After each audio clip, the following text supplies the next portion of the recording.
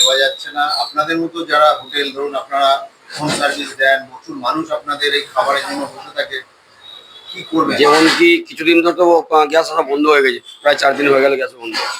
তো লাস্টে আমাকে কয়লা ব্যবস্থা করতে হলো, কারণ আমার তো প্রচুর রয়েছে, হোম সার্ভিস রয়েছে, বয়স্ক লোকদের খাবার দাবার যায়। তো সকাল থেকে নিয়ে মোটামুটি 9টা থেকে শুরু হয়, বেলা 2টা, 2:30, 3টা অবধি লোকের বাড়ি বাড়িতে খাবার যায়। ওটার জন্য খুবই অসুবিধা হচ্ছে, আর আমার তো কিছু করার নেই, কয়লা জ্বালিয়ে কাজ করতে হচ্ছে। কয়লা কি পাওয়া যাচ্ছে? কয়লা পাওয়া যাচ্ছে, কিছু কিছু শর্টেজও হচ্ছে। কয়লা না হলে ওই গুল দিয়ে চালাতে হচ্ছে এখন কিছুদিন ধরে। মানে এখন তো আর কয়লার উনুনে সেরকম ভাবে না, রান্না হয় না, তবু আমাকে ব্যবস্থা করতে হয়েছে। হয়তো দেখলেন তো ভেতরে কাজ হচ্ছে। গ্যাস একদমই পাচ্ছেন না, গ্যাস একদম পাচ্ছি না। কি বলছে ডিলাররা? ডিলাররা বলছে ঘরে মাল নেই, আজকে 3 দিন ধরে কোনো মালই পাচ্ছি না। যেমন কি হ্যাঁ, খুবই অসুবিধা হচ্ছে, কিছু কিছু আইটেম বন্ধ করে দিতে হয়েছে আমাকে, সব করা যাচ্ছে, সব কিছু করা যাচ্ছে না। কবে ঠিক হবে বা না তেমন না।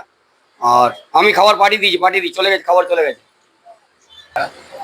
কোনো কিছু কেউ কিছু বলতে পারছে না। হয়ে যাচ্ছে না, কবে? কবে দেবে না দেবে কোনো কিছু বলতে পারছে না। মানে কেন্দ্র সরকার যেটা বলছে যে হাসপাতাল, স্কুল, এই সমস্ত যে জায়গাগুলো সেগুলো তো সবটাই তো খাবার যাওয়াটা এসেন্সিয়াল তো। হ্যাঁ, এই জায়গাতে যে খাবার গ্যাস না পাওয়া যায়, কি করা যাবে সেখানে বলুন? আপনাদের জায়গাগুলো তো এসেন্সিয়াল। এগুলো তো এসেন্সিয়াল, এই জায়গাতে কোনো কিছু পাওয়া যাচ্ছে না। আমার নাম গোবিন্দ বারিক।